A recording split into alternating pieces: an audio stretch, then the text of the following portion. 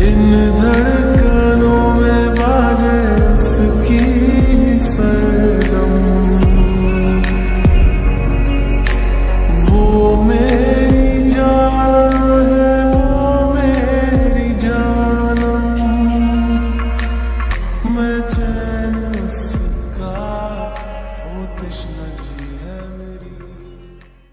Hey guys, শুভ দুপুর।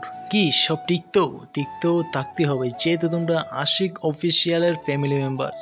তো guys, এখন ঘড়ির কাঁটায় বাজে 12:30 আর এই মুহূর্তে আমরা বোর্ডিং পাস নিয়ে আমরা এখানে ওয়েটিং রুমে বসে রয়েছি কলকাতা এয়ারপোর্টে। আর আমাদের ফ্লাইটের টাইম হচ্ছে বিকাল 3:40। তো আমরা যাব ইন্ডিগো দিয়ে কলকাতা থেকে আগরতলা। আর আজকের এই ব্লগটি একদম ছোট মিনি ব্লগের মতন করেছি, আর বেশি কিছু দেখাবো না তোমাদেরকে, অল্প একটু ক্লিক দেখাবো। তো গাইস, ঘড়ি কাটার সময় হয়ে গেছে আর এখন আমরা রওনা দিয়ে দিয়েছি ফ্লাইটে ওঠার জন্য।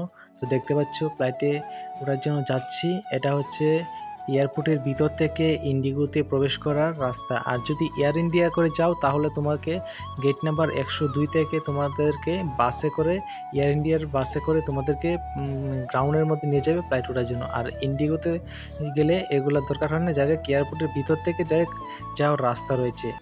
আর দেখতে পাচ্ছ, তোমাদেরকে একটু দেখাই কলকাতা এয়ারপোর্টের ভিতর গ্রাউন্ডটা কীরকম। অল্প একটু ক্লিক দেখাবো তোমাদেরকে।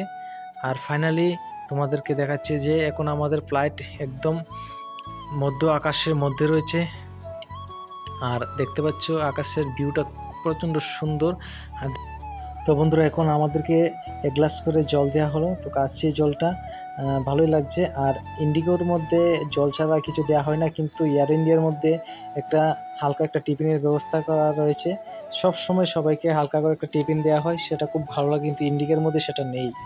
তো ফাইনালি চলে এসেছি আগরতলা আর ব্লগটা এখানেই এন্ড করছি। তো বাই।